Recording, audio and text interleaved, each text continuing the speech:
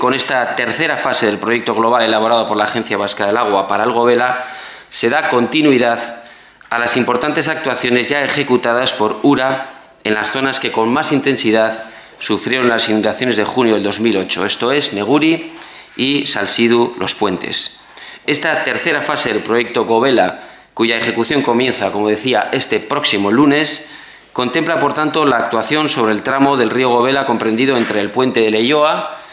frente al Hotel Artaza, para entendernos, y el alivadero de Valdés, en Romo, con una inversión de más de 14 millones de euros y una duración prevista de 30 meses. Quiero recordar también que, según la propia Agencia Vasca del Agua, esta tercera fase del proyecto resulta absolutamente decisiva y determinante para la mejora de la respuesta del río ante episodios de lluvias intensas.